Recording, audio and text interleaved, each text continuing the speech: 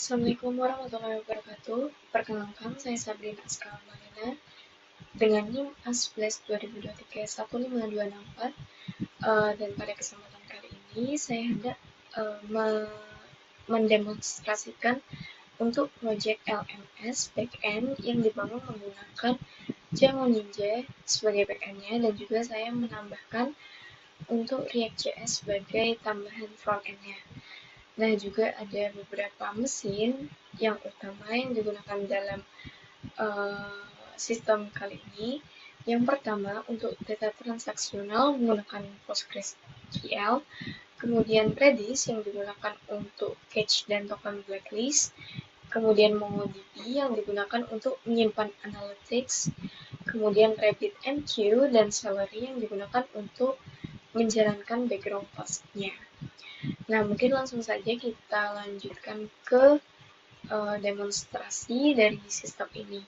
Nah, seperti yang bisa kita lihat, ini kan saya sudah ada di websitenya. Kemudian di API course ini atau kursus itu dia sebagai API yang dapat diakses secara publik. Jadi user yang dia itu masuk sebagai user ataupun sebagai guest atau tamu itu tetap bisa mengakses API ini. Nah, kemudian di sini juga ada daftar-daftar dari kursusnya. Nah, kemudian di sini juga bisa dilakukan filterisasi ataupun pencarian lainnya. Jadi, semisal di sini saya akan mencari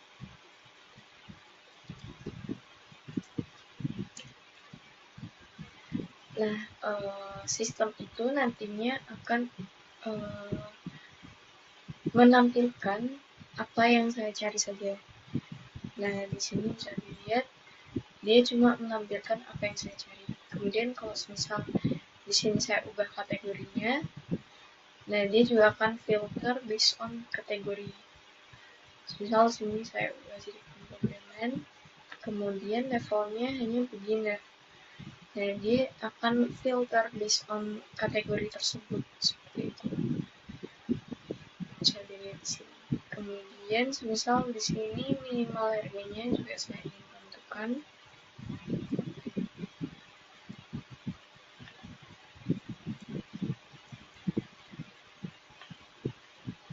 Nah, tapi di sini saya hapus untuk pencarian. Kemudian kategorinya saya ubah menjadi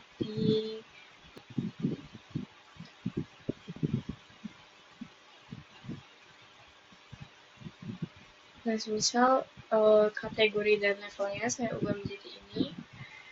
Nah, itu dia akan hanya menampilkan seperti yang ada di filter ini. Atau mungkin saya ingin mengurutkan dari yang pertama itu juga bisa. Kemudian kalau misal user ingin reset langsung, itu juga bisa tinggal menekan button tersebut seperti itu. Nah, di sini saya akan masuk sebagai role student. Pertama saya akan menampilkan bagaimana jika user itu salah memasukkan password dan lain-lain, error handling-nya itu seperti apa gitu. Nah, ini kalau misal user itu salah masukkan password,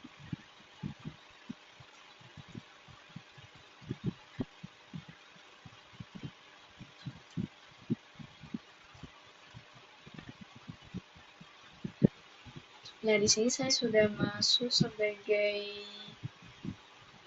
user student. Nah, di sini kan saya memiliki beberapa di dashboard ini kan terlihat beberapa total enroll saya, kemudian beberapa yang selesai, wishlist saya ada berapa, dan juga yang direkomendasikan di sini. Nah, user itu juga bisa melakukan penyimpanan untuk wishlist dan juga enroll. Jadi, misal kita menyimpan ini sebagai wishlist kita, nah nanti itu akan ditampilkan di dashboardnya juga seperti itu. Yang ini. Nah, kemudian kalau misal ingin melakukan enrollment, itu juga bisa dilakukan dengan cara masuk ke detail. Kemudian kalau misal belum di-enroll, maka dia nggak bisa diakses course-nya, kemudian kita lakukan enroll. Nah, ini nanti juga sudah bisa dilakukan pembacaan materi seperti itu. Nah, ini kita buka ruang belajarnya. Nah, ini tuh juga nanti akan muncul juga di dashboard juga. Nah, di sini kan saya memiliki lesson-lesson, ada yang udah berprogres maupun yang belum. Juga yang saya simpan seperti itu. Dan di sini coba saya untuk melihat bagaimana progres ini disimpan itu adalah dengan melihat berapa banyak course di beberapa section yang kemudian saya selesaikan dibandingkan dengan total banyaknya seperti itu. Misal ini saya selesaikan, nah dia progresnya akan maju seperti itu. Nah, kemudian di sini coba akan saya selesaikan untuk course ini.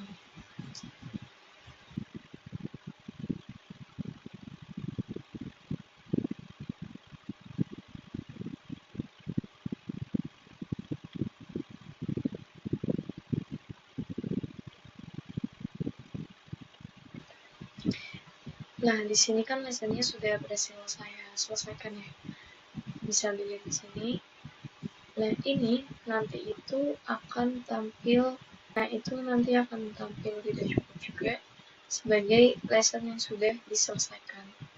Seperti itu.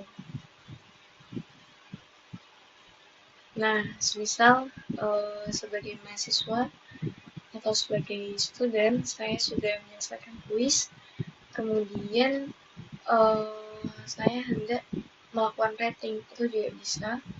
Misal saya review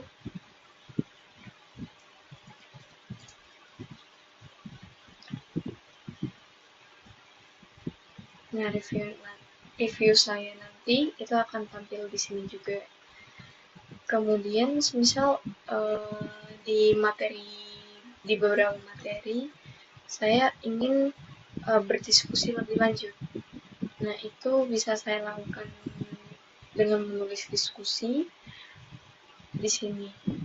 Jadi misal saya ingin bertanya,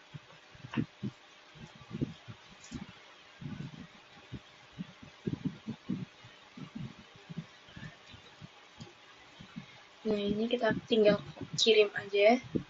Nah, itu nanti diskusi kita akan terkirim di sini dan instruktur itu bisa melihat dan juga membalas diskusi kita seperti itu. Itu untuk lesson dan juga flow dari user student. Selanjutnya kita akan melanjutkan sebagai user instructor. Nah, kemudian di sini saya juga akan melakukan login sebagai instructor. Misal di sini saya ingin melakukan validasi terlebih dahulu. Kalau username atau password itu salah, nah maka akan muncul validasi seperti ini. Tapi kalau benar, maka kita akan langsung dibawa ke dashboard dari instrukturnya. Nah, di dashboard dari instruktur itu dia hanya bisa mengelola kursus yang milik atau kursus dengan ID instruktur saja. Jadi kalau misal kursus di luar itu, maka dia tidak akan memiliki akses ke sana. Kemudian misal kita membuat kursus baru seperti itu ya.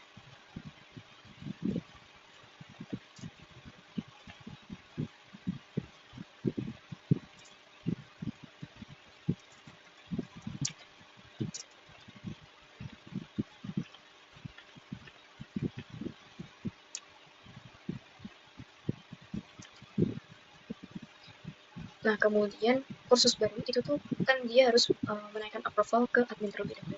Nah, maka dari itu statusnya itu di sini cuma bisa dua, antara draft ataupun archive. Nah, maka kita tambah draft terlebih dahulu. Nah, kemudian baru kita kelola isinya. Nah, di sini kita bisa menambahkan section dan juga menambahkan lesson. Misal kita bikin satu section dan satu lesson.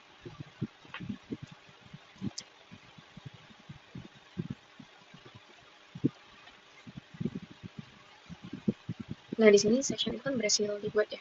Kemudian kita tambahkan lesson.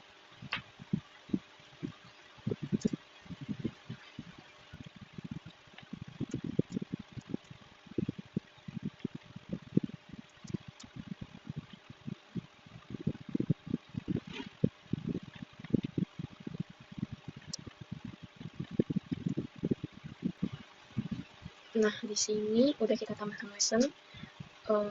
Misal kita juga bisa untuk edit kalau misal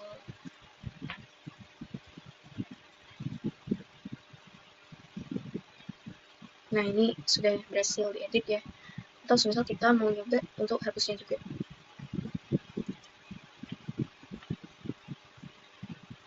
Nah, di sini kita akan coba hapus. Nah, untuk hapus juga sudah berhasil dilakukan. Kemudian misal kita mau edit lesson ini tuh.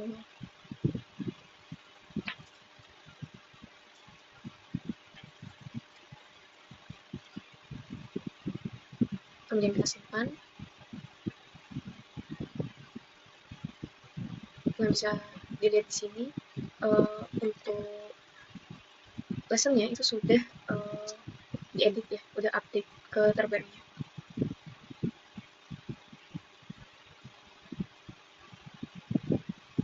Kemudian ini juga sebenarnya bisa membuat kuis. Misal kita masukkan untuk satu kuis, satu lesson dan satu kuisnya.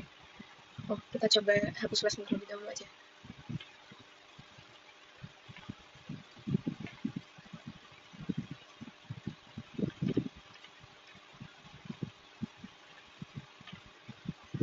Nah, di sini kan saya juga udah punya lesson ini. Kemudian saya ingin hapus lesson tersebut. Hapus. Oke, nah lesson sudah berhasil dihapus. Kemudian untuk membuat kuis, nanti sudah dibuat, ini kita harus menggunakan PowerPoint. Nah, ini caranya bisa dilihat di sini. Ini sudah cara edit. Oke, nah ini sudah teredit. Kita akan buat desainnya.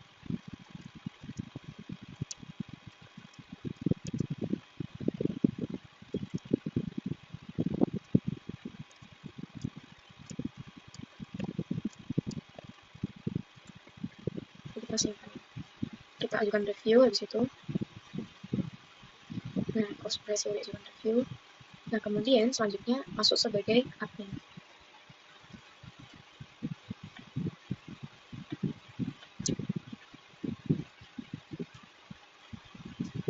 Nah, di sini akan muncul yang barusan kita buat ya. Jadi kita bisa approve, reject, ataupun kita bisa melakukan edit sebagai adminnya. Dan di sini kita akan melakukan approve. Pemrograman GK ini berhasil kita publish.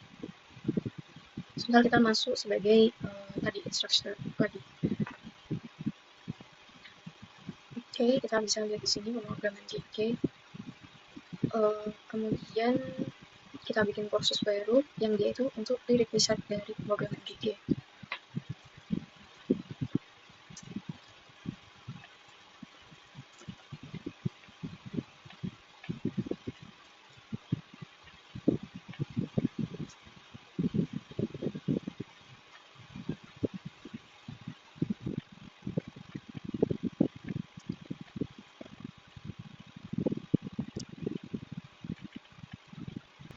Oke, ini sudah saya tambahkan, kemudian saya ajukan review. Nah, kemudian di sini saya ingin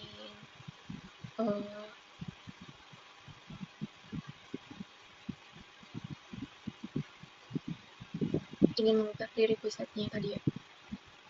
Ini.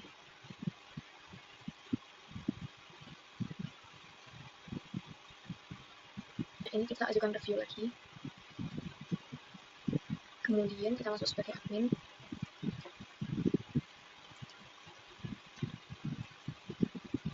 Nah, di sini kita approve semuanya ya. Atau kita nyoba salah satu itu kita reject. Nah, kita masukkan alasannya.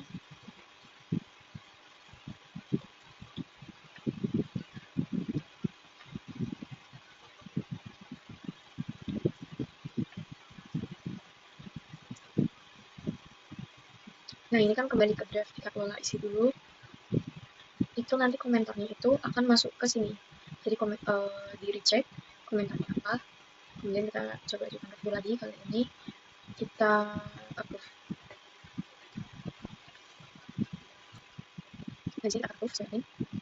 Kemudian sekarang kita akan masuk sebagai mahasiswanya tadi ya, untuk mencoba prerequisite dan lessonnya tadi.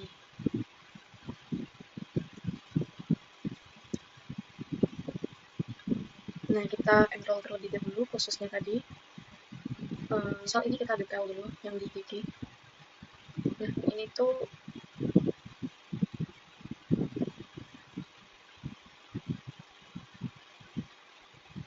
misal kalau kita enroll itu dia akan kesalahan karena ini kan ada prerequisite-nya ya. Nah, kita harus enroll yang prerequisite terlebih dahulu. Nah, ini harus kita enroll terlebih dahulu. Kita buka ruang belajar, kita selesaikan, kemudian baru kita enroll yang pemrograman GG. Nah, ini seharusnya sudah bisa. Nah, kursusnya sudah bisa kita enroll, berarti untuk flow prerequisite dan pembuatan lesson juga course, kemudian section dan lain-lainnya itu juga sudah berhasil. Nah, sebelum saya melanjutkan ke testing ataupun demo melalui Postman, itu saya akan menunjukkan Swagger ini sudah bisa kita akses. Karena di salah satu penilaian itu Swagger itu harus bisa diakses. Kemudian ini juga saya berhasil mengakses dan masuk sebagai super user. Ini juga kalau misalnya mungkin juga sudah bisa.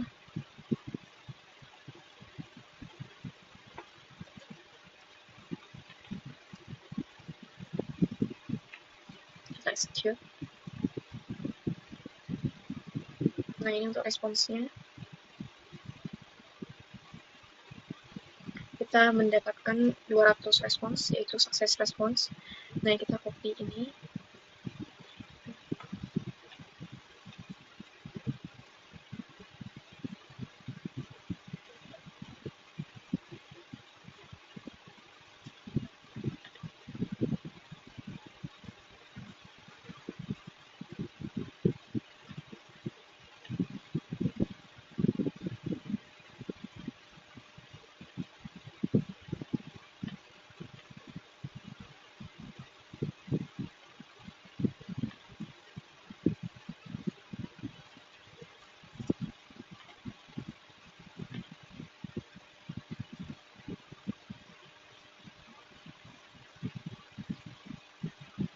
Nah, ini karena kita sudah login tadi, ini kita juga bisa mendapatkan konten dari sebuah course seperti itu. Nah, selanjutnya saya akan lanjutkan ke Postman.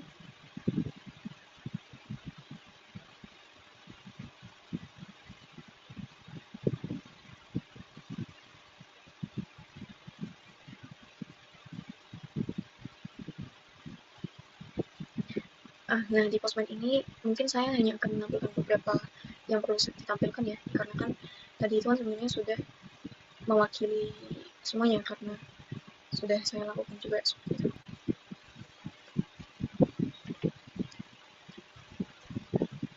Kita send. Nah, ini kita juga sudah punya info di sini. Kemudian, misal kita ingin mendapatkan discourses,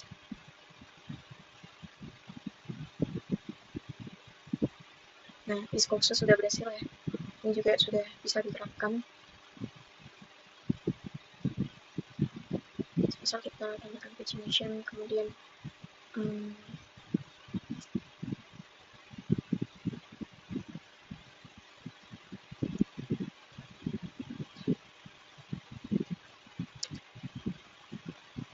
kita coba. Nah, ini juga udah bisa untuk filteringnya. Kemudian kalau misal kita coba create courses menggunakan mahasiswa itu kan sebenarnya tidak bisa, tapi kita akan nyoba create di sini. Nah, ini akan menghasilkan error karena seharusnya memang tidak bisa seperti itu.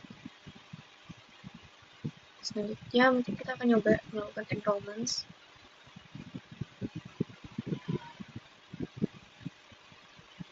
Nah, kita dapatkan ID-nya dulu.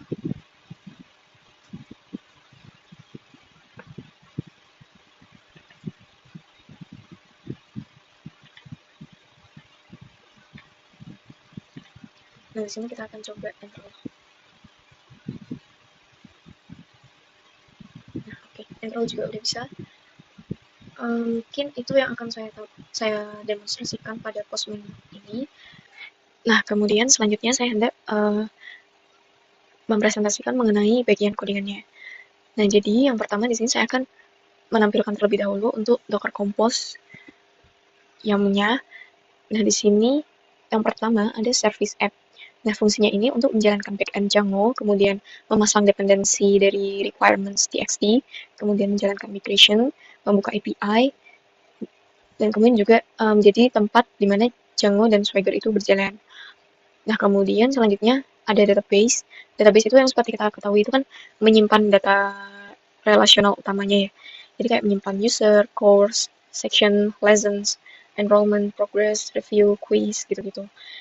Terus juga di sini kan menggunakan Postgres dan juga menggunakan PD data. Nah, fungsinya ini supaya data itu tidak hilang langsung ketika kontainer tersebut itu dihentikan gitu. Nah, kemudian di sini juga ada Redis. Nah, Redis ini fungsinya untuk cache daftar course, kemudian cache detail course, cache dashboard, kemudian JWT blacklist, terus rate limiting, salary result, kemudian sama ada juga cache matrixnya.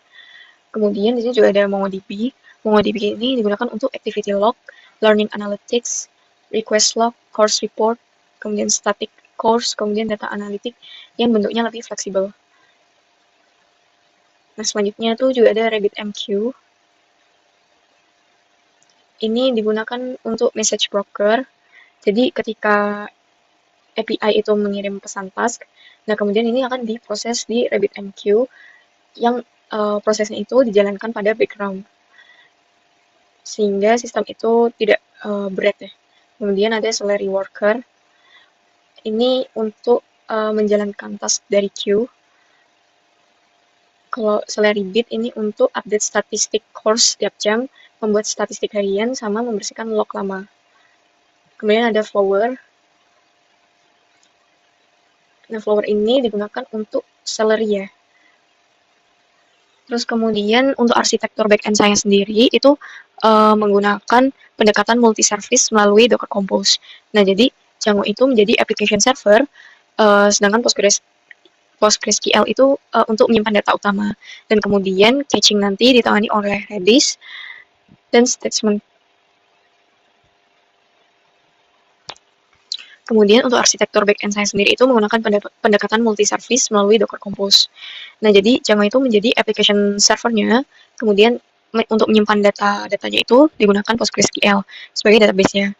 Kemudian Redis itu untuk menangani caching dan state sementara. Kemudian MongoDB digunakan untuk analytics. Terus RabbitMQ digunakan menjadi broker, Celery digunakan untuk background task.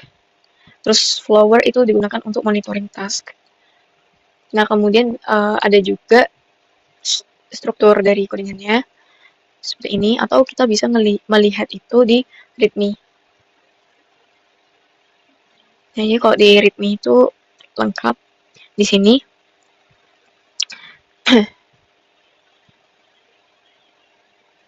Nah, jadi di sini tuh LMS sendiri itu berisi konfigurasi global dari projectnya.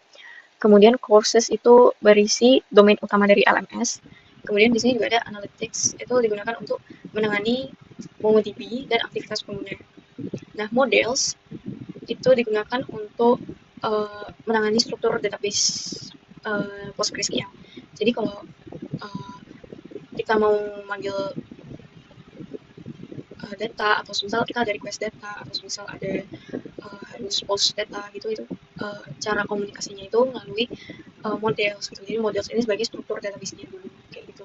Kemudian ada skema ini untuk validasi request dan response dari API. Kemudian API ini digunakan untuk endpoint dari tiap function atau logic yang kita gunakan. Kemudian ada auth Python ini digunakan untuk menangani JSON web token-nya. Kemudian ada permissions, ini digunakan untuk role base-nya, jadi untuk authorization-nya. Kemudian ada cage, ini juga dari Redis ya, untuk menangani Redis-nya. Kemudian ada cage, ini untuk menangani Redis. Terus kemudian ada task, ini untuk menangani background task Celery. Terus terus ada test, itu untuk membuktikan endpoint dan logic itu diuji gitu. Kemudian kita akan masuk ke settings terlebih dahulu. Nah, pertama di sini ada install apps.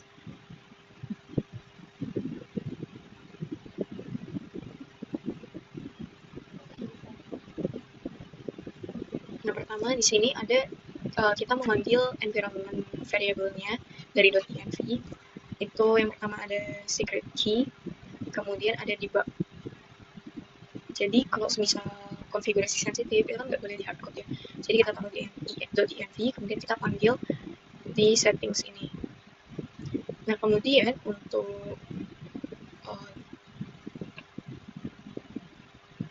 di sini itu kan ada database. Nah, ini tuh juga kita memanggil dari .env. Jadi untuk mengakses service dari PostgreSQL itu kan menggunakan hostname database, kemudian juga ada kita inputkan user dari database-nya, password. Nah, ini kita ambil dari .env, kemudian kita gunakan. Terus kemudian ada Redis. Nah, kemudian di sini ada Redis, MongoDB gitu-gitu. Ini juga pemanggilan dari .env yang akan kita masukkan ke settings untuk jalannya project nanti. Terus di sini ada file URLs. Nah, file URLs ini adalah dimana kita membentuk REST API dan dokumentasi dari Swagger-nya secara otomatis. Nah, endpoint utama yang digunakan pada sistem ini itu kan slice API, slice V1, sedangkan V2 itu menjadi contoh bahwa API dapat dikembangkan tanpa langsung merusak klien versi pertamanya. Seperti itu. Nah, jadi ini sebagai API pertama, ini untuk API paralelnya. Seperti itu. Nah, ini kalau misal kita memiliki super user. Nah, selanjutnya terdapat models.py. Nah, ini tuh untuk database operation-nya. Jadi semua database itu dioperate di sini. Jadi kayak kita membangun struktur dari database-nya dulu, terus kemudian kalau untuk komunikasi dengan database kita juga melalui models seperti itu. Dan di sini ada course itu field utamanya. Yang pertama ada name itu untuk menyimpan nama dari kursus tersebut. Terus ada description, terus price, image, level, status, rating, average, total reviews, kategori, teacher, created ad, updated ad, kayak gitu. Nah, kemudian di sini tuh juga ada optionnya ya untuk status. Kalau kita cari di sini nanti dia akan menghasilkan array of object yang dia itu berisi statusnya tadi.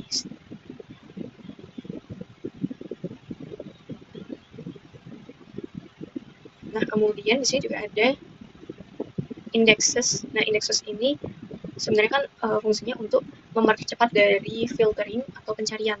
Nah, jadi indexes di sini misal ada price, teacher, status, level, rating, average, gitu-gitu untuk mempercepat pada saat filter harga, filter its structure, terus filter dari statusnya, filter dari levelnya, ataupun sorting untuk ratingnya, seperti itu. Nah, kemudian selanjutnya ada course member. Nah, ini tuh untuk enrollment dari sebuah kursus ya. Jadi karena setiap student itu memiliki enroll yang dia itu juga memiliki satu record dari course member. Nah, makanya ini tuh ada relasi ke user ID untuk sebagai ya untuk pemanggilan usernya tadi, karena setiap user itu punya enroll yang dia itu punya course member gitu. Kemudian di sini juga ada course section.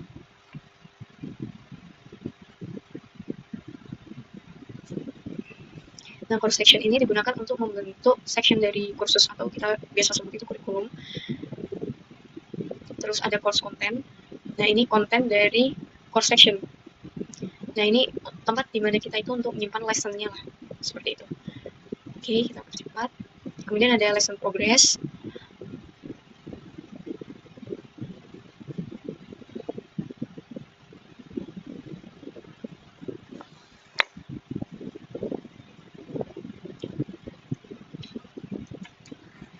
Nah, kemudian di sini ada lesson progress. Lesson progress ini digunakan untuk menyimpan step penyelesaian lesson di tiap user. Kemudian juga ada course review. Nah, ini digunakan user untuk mereview course-course yang mereka enroll tadi. Jadi ratingnya itu ada 1-5, kemudian reviewnya apa gitu-gitu. Oke. Nah, kemudian ada wishlist. Wishlist ini dimana user itu bisa kayak bookmarks ya, kayak gitu. Dan kemudian ada course publish request. Nah, ini yang digunakan instructor itu saat pengajuan untuk review ke admin supaya nanti course-nya dia itu bisa publish gitu. Kemudian ada course prerequisite. Ini untuk prasyarat dari course. Jadi ketika course ingin di-enroll itu syaratnya adalah mengerjakan course sebelumnya seperti itu. Itu untuk contoh prerequisite. Kemudian ada model dari quiz.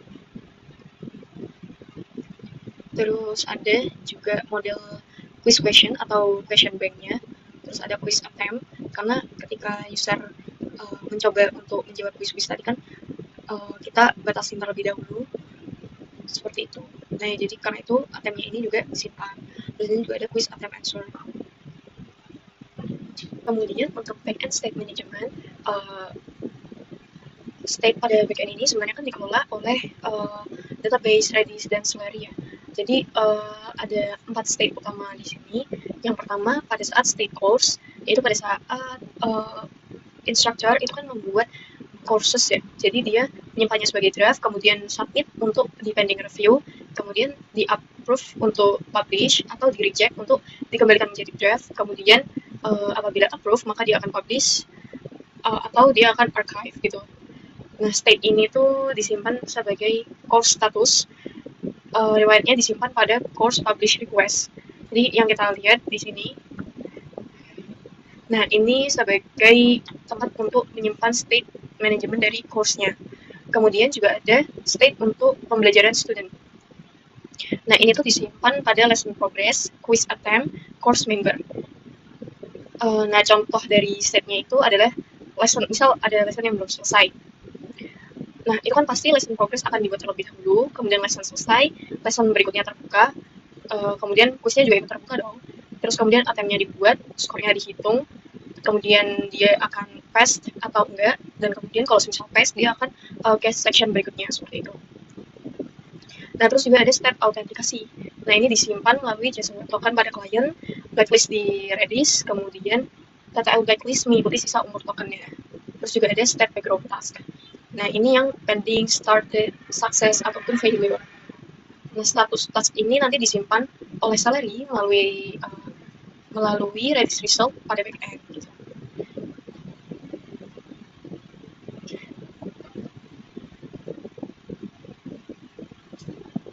Nah, selanjutnya saya akan menjelaskan yang ada di auth.python ini. Jadi yang pertama ada di sini,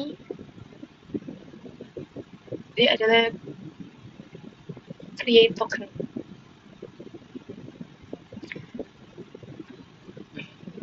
Nah, di sini kan ada dia menambahkan payload berisi token type, user ID, GTI, gitu-gitu. Nah, penjelasan dari masing-masing payload ini adalah user ID itu mengidentifikasikan pemilik token, kemudian token type itu membedakan aksesnya dan refreshnya, kemudian GTI itu menjadi identitas pemilik token, expired atau nah itu tuh untuk waktu kadaluarsanya seperti namanya, kemudian IAT itu tuh adalah waktu token dibuatnya.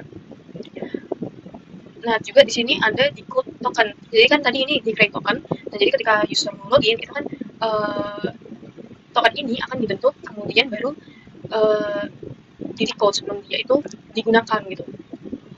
Jadi misal sebelum dia digunakan itu dia cari dia periksa dulu nih if is token blacklisted, apakah tokennya itu termasuk yang di blacklist gitu. Jadi kalau misal dia udah logout maka dia akan ditolak walaupun masa berlakunya belum habis gitu, karena kan dia udah lockout gitu. Tapi kalau dia belum pernah lockout atau dia approve dari periksaan ini, maka dia akan diterima seperti itu. Kemudian kemudian ada blacklist token. Nah, tadi kan ada periksa ketika dia di decode, itu kan ada periksa apakah token tersebut itu lockout atau enggak. Nah, penjelasan lebih lanjutnya ada di fungsi ini. Jadi jadi kan token tadi itu kan disimpan di Redis ya sebagai SHA-256. Nah, tempat tanggal waktu dari lockout atau enggaknya itu tuh mengikuti waktu kadaluarsa token, sehingga data tersebut tidak disimpan selamanya seperti itu. Ini. Nah, makanya semuanya itu akan disimpan dan akan diperiksa nantinya. Kemudian juga ada JSON Web Token Auth. Nah, ini tuh alurnya yang pertama itu tokennya di decode terlebih dahulu, terus kemudian token type-nya itu diperiksa, terus usernya itu dicari. Ini. Nah, kemudian kalau misal udah sesuai, kemudian request usernya itu tadi diisi, terus endpoint-nya tadi dijalankan kayak gitu. Nah, selanjutnya ada di Python ini permissions. Nah, di sini pertama saya akan menjelaskan. Nah, di sini pertama saya akan menjelaskan mengenai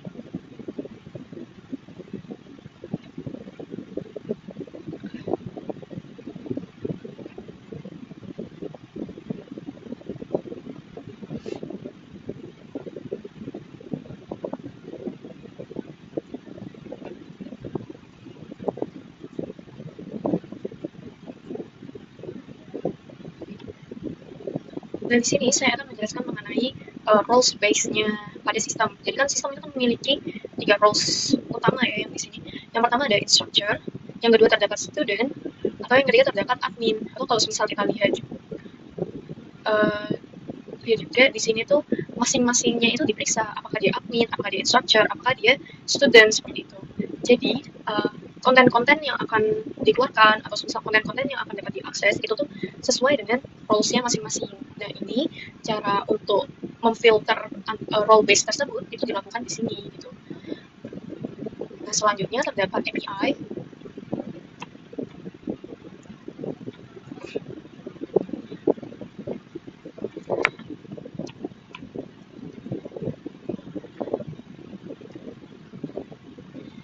Nah, yang pertama saya akan jelaskan di sini adalah API untuk function untuk search, filter, sorting, pagination, dan cache-nya.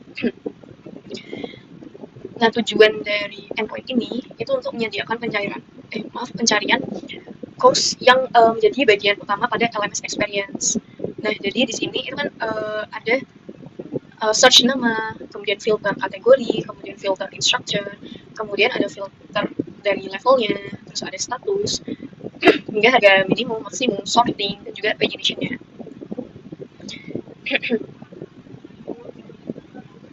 Nah, pertama, ini tuh di allow ordering dulu, agar dia itu bisa melakukan order itu sesuai dengan apa yang user pilih gitu.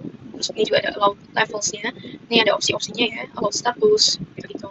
Nah, kemudian untuk pagination-nya itu menggunakan limit juga, itu dari page size-nya itu adalah 100, dari yang pertama itu 1 page gitu. Jadi page itu tidak boleh di bawah 1, kemudian page size maksimalnya itu adalah 100 gitu.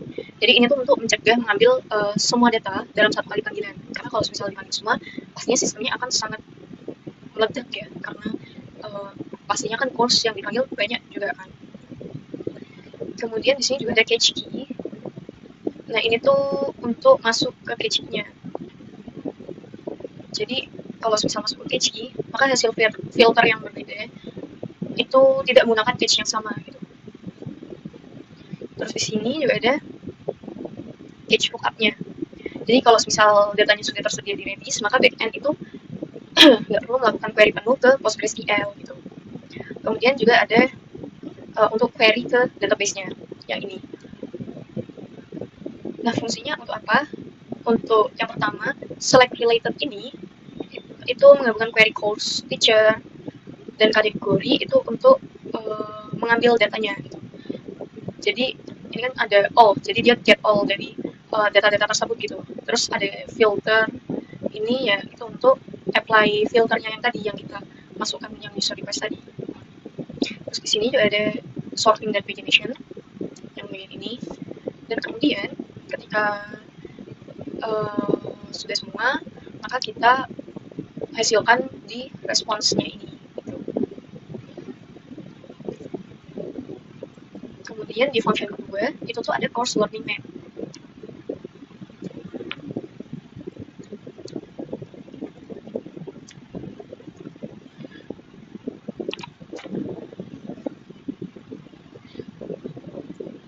Nah, course learning map ini itu tuh untuk sequential learning dan learning map-nya.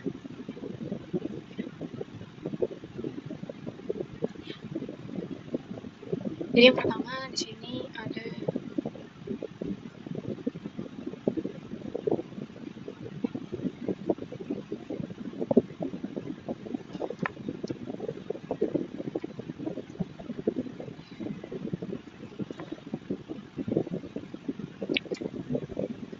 Nah, sebelum masuk ke course learning map tadi, saya akan menjelaskan mengenai helpers-helpers yang digunakannya. Yang pertama di sini ada completed lesson. Nah, completed lesson ini ya ini jadi by ID ya. Jadi mengambil seluruh lesson yang sudah selesai ini based on ID-nya gitu. Kemudian past quiz by ID juga ini mengambil seluruh quiz yang sudah lulus. Terus ada section completed, itu section yang dianggap selesai jika semua lesson itu selesai dan semua quiz tadi itu sudah lulus. Ya ini ya, karena dia memanggil juga dari completed lesson dan past quiz gitu. Nah, kemudian ada section unlock. Jadi tadi kan seperti yang sudah didemokan, section baru itu cuma bisa terbuka jika section sebelumnya sudah selesai gitu. Makanya di sini ada previous section, filter, di order by ID, terus di return section yang sudah completed gitu, agar bisa dideteksi dan bisa di-unlock gitu. Terus ada content unlock, nah lessonnya ini terbuka jika sectionnya sudah terbuka dan semua lesson sebelumnya di section yang dulu itu udah selesai gitu. Nah, kemudian ini untuk return dari lesson-lessonnya ya. Terus ada quiz unlock untuk section yang sudah terbuka dan semua lesson dalam section tersebut sudah diselesaikan. Terus ada course completed by member. Ini untuk course yang sudah dinyatakan selesai apabila semua lesson sudah selesai dan semua quiz aktif itu lulus gitu. Terus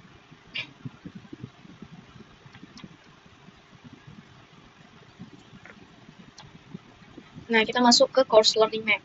Nah, di function ini tuh menggabungkan semua helper yang tadi itu menjadi response API.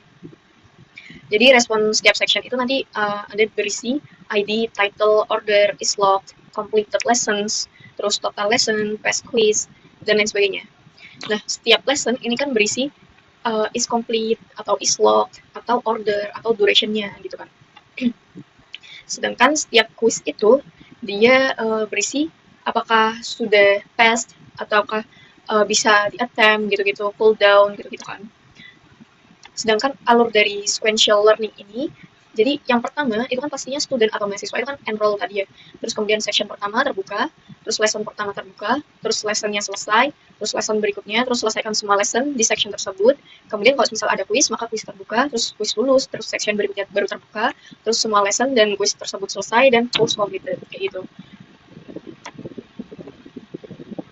Jadi makanya itu kita perlu yang namanya is complete, is locked, gitu-gitu. Karena kita perlu ngevalidasi, oh apakah ini bisa ke section berikutnya atau bisa ke lesson berikutnya, seperti itu.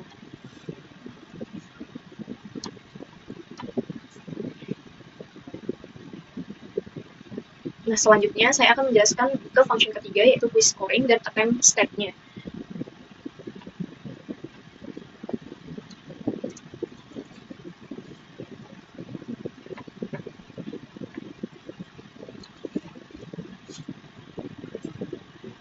Nah, jadi itu yang digunakan di state tersebut itu ada dua function. Yang pertama start quiz attempt, atau yang kedua itu submit quiz attempt. Nah, ini ada start quiz attempt. Yang pertama itu kita validasi terlebih dahulu ya untuk enrollment-nya apakah user tersebut adalah member dari lesson tersebut atau course tersebut. Terus kemudian kita validasi apakah kuis tersebut lock atau sudah unlock nih, atau sudah boleh dibuka. Nah, kalau misal belum, maka akan menampilkan message seperti itu gitu. Nah, kemudian ada validasi attempt dan cooldown-nya juga. Jadi kalau misal user tadi berkali-kali gagal, itu kan pasti ada cooldown-nya. Nah, jadi cooldown itu akan menampilkan message ketika user mau nyoba lagi, yaitu Anda belum bisa mulai saat ini gitu. Terus ada randomisasi question bank. Jadi ketika instructor membuat quiz itu kan juga memasukkan question bank-nya tadi ya. Nah, ini ketika ditampilkan ke quiznya, per user itu akan mendapatkan soal yang berbeda yang kita randomize, tapi tetap dari question bank tersebut gitu. Nah, di sini kita randomize tuh.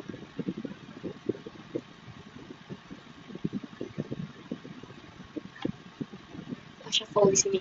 Nah, kemudian terdapat transaction-nya. Nah, kenapa menggunakan transaction di sini? Karena ketika salah satu dari aksi yang kita lakukan ke database itu gagal, maka dia akan ke revert semuanya gitu.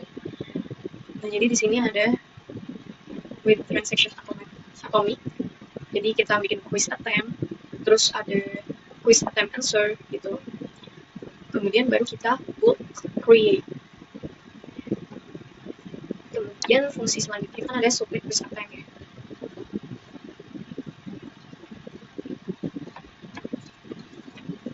Nah, jadi di sini itu divalidasi terlebih dahulu seperti tadi, apakah student ini masih memiliki attempt gitu. Jadi karena student itu kan tidak dapat mengirimkan jawaban untuk attempt milik student lain gitu. Terus ada juga untuk cegah submit untuk kedua kalinya gitu. Ini. Jadi kalau susah udah submitted, maka ya sudah gitu. Terus ada answer map-nya. Answer map ini untuk membuat pencarian jawaban berdasarkan question ID gitu. Jadi agar lebih efisien aja gitu. Terus ada periksa jawaban. Ini. Oh, ini ada periksa jawaban. Jadi kalau benar itu mendapatkan 1 poin gitu. Terus nanti ada bulk update. Nah, ini. Jadi kalau misal jawaban tadi sudah diinputkan oleh user, maka akan diperbarui secara sekaligus gitu. Terus ada hitung skor juga. Terus ada passing grade-nya yang dimasukkan oleh instructor juga tadi. Terus juga ada attempt limit dan attempt cooldown-nya. Jadi kalau misalnya user mau quiz lagi, itu dia harus menunggu cooldown-nya gitu. Terus simpan perubahan attempt. Terus ada perubahan state-nya itu adalah jadi attempt itu dibuat, jawaban itu disubmit, skor dihitung, paste atau fail, kemudian cooldown-nya ditentukan. Terus baru yang terakhir submitted app-nya itu diisi gitu.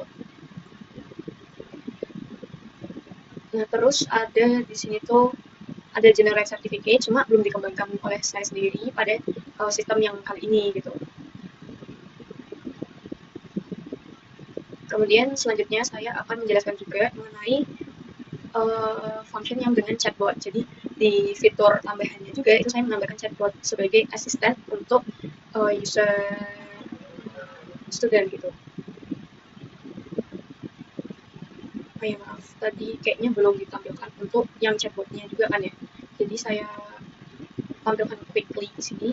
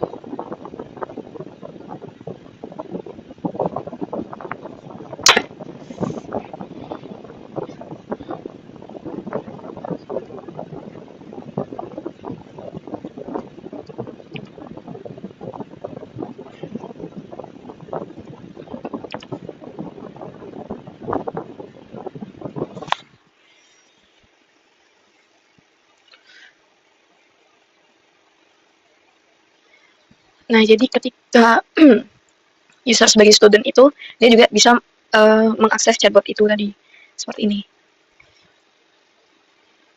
Nah, jadi seperti itu. Kemudian saya akan melanjutkan penjelasan saya di bagian codingannya. Nah, oke, di chatbot ini pastinya dia akan berinteraksi dengan LLM dari Gemini ya, yang tadi untuk key-nya itu akan disimpan di .env tadi. Nah, jadi yang pertama di sini adalah dia divalidasi terlebih dahulu. Jadi apakah ini merupakan user message dari student gitu, atau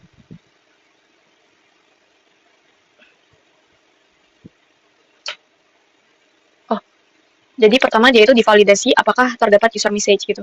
Jadi kalau semisal ada user message ya, maka akan dikeluarkan untuk jawabannya, tapi kalau nggak ada itu akan dikeluarkan error, pesan tidak boleh kosong. Terus ada validasi, terus ada ambil konteks course. Jadi di sini juga dia bisa ambil dari course dengan filter gitu, yang hanya statusnya publish dan relatednya ke teacher dan kategori gitu. Terus juga ada ini untuk ambil Gemini API key. Nah, terus ada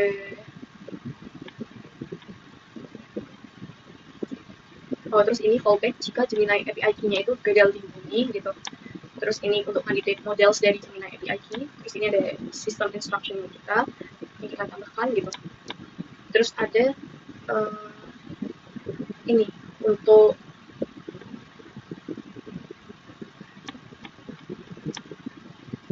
nah, kemudian Gemini tadi itu akan menjalankan akan mengenerate dan menjalankan apa yang user minta seperti itu. Ini di response text-nya itu, jadi kayak gini. Ada prefix-nya juga gitu. Nah, kemudian fitur selanjutnya yang saya akan tunjukkan yaitu adalah fitur review dan rating gitu.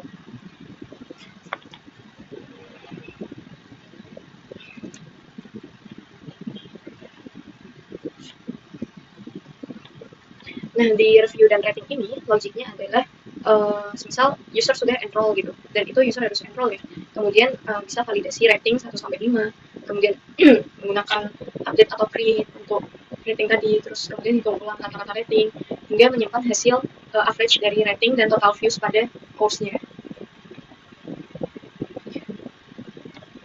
Jadi misal di sini nah ini update or create. Terus ada juga wishlist. Wishlist ini itu nah, jadi user kan tadi bisa add wishlist atau remove wishlist tadi. Nah, ini dilakukan di sini nih. Jadi kalau misal user mau add wishlist, maka nanti akan muncul ke dashboard dari user. Kemudian juga bisa juga user remove from wishlist kan. Nah, ini dilakukan di sini.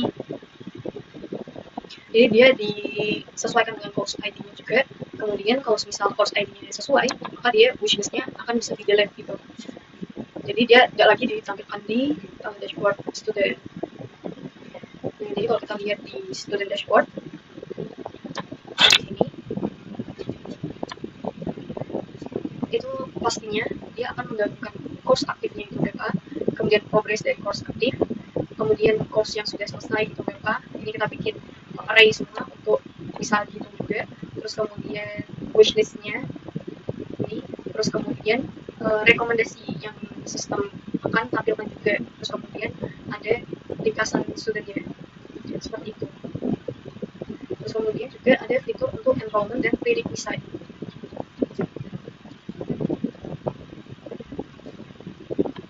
Yang ketika user enroll yang prerequisite itu kan tidak bisa ya, ini harus selesaikan dulu prerequisite.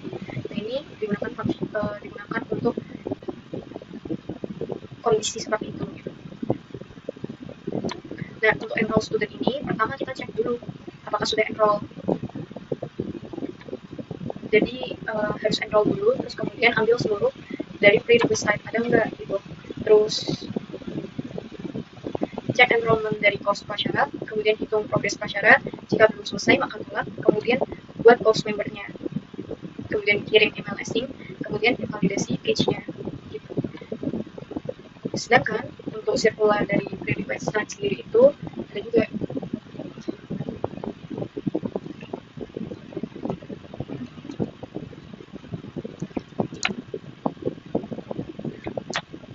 Nah, ini untuk kita menekankan sirkular dari prerequisite. Jadi functionnya ini menggunakan pencarian berbasis Q ya. Jadi misal course A membutuhkan course B membutuhkan course C.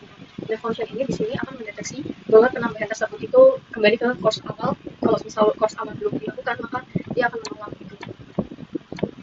Terus kemudian ada publish workflow. Itu ada 3 function, submit for review, approve course, terus ada reject course. Nah, ini di sini dimana instructor itu ingin admin untuk dia review course-nya yang akan dia buat. Kemudian kalau misal adminnya approve, maka dia akan menggunakan approve course. Kalau misal dia reject, maka dia akan menggunakan reject course. Jadi ini interaksi antara admin dan juga instructor. Nah, selanjutnya, pada selanjutnya yang akan saya tampilkan itu ada page.python.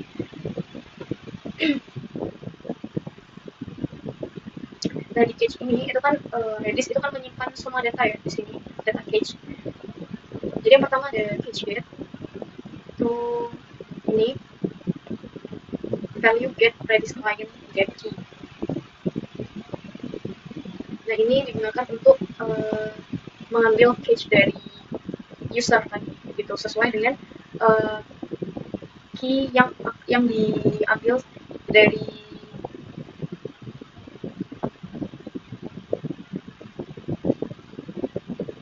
key yang akan diambil dari sistem itu. Dan kemudian juga ada cage set. Nah, ini untuk men-set key-nya tadi. Kemudian ada cage invalidation.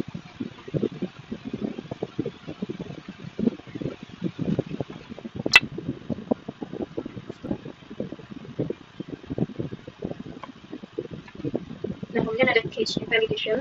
Jadi ketika progress student berubah,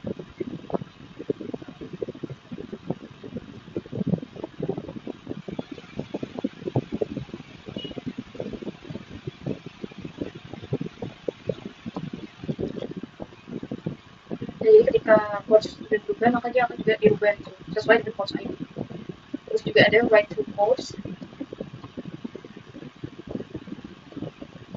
Nah, jadi ini tuh data progress SQL diubah, kemudian cage listnya itu dihapus, kemudian cage data itu langsung diisi dengan data barunya.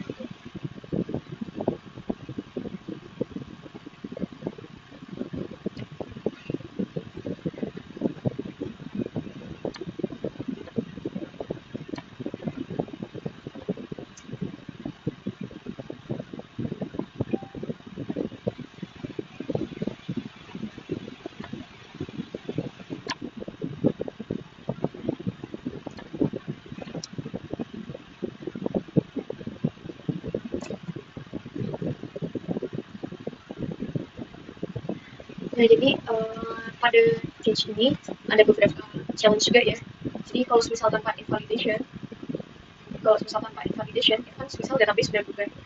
Nah, tapi user ini masih melihat cage yang lama gitu. Jadi solusinya itu setiap operasi root itu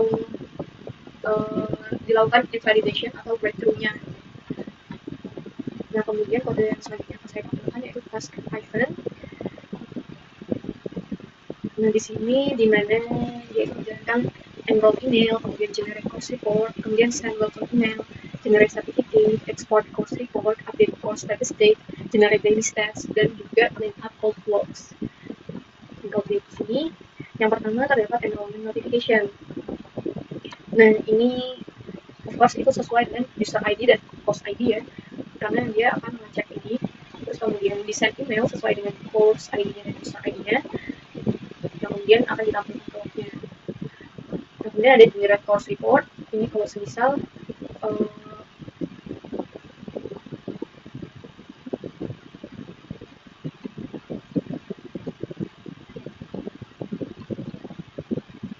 ini ada generate course report, terus juga ada welcome mail-nya, terus ada certificate generator. Kalau misal course-nya itu udah secara keseluruhan dikerjakan dan pass gitu. Terus ada export course report ke CSV juga ada, terus ada update course statistik gitu, terus ada daily statsnya, terus clean up all logs, terus ada ini kalau misal emailnya terjadi error dan kemudian harus di retry gitu. Nah, kode yang selanjutnya yang akan saya jelaskan yaitu Momo service-nya. Dan di sini PostgreSQL itu kan digunakan untuk data transaksional yang membutuhkan relasi kuat. Dan sedangkan MongoDB itu kan digunakan untuk event, log, dan analytics ya. Dan analytics ini menggunakan aggregation pipeline.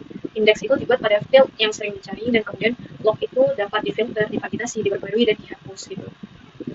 Kemudian juga ada aktivitas-aktivitas yang dicatat, yaitu login, view course, terus enroll, lesson completed, terus ada quiz started, quiz submitted, terus ada certificate generate. Tapi cuma emang yang certificate ini belum dimaksimalkan gitu di kali ini.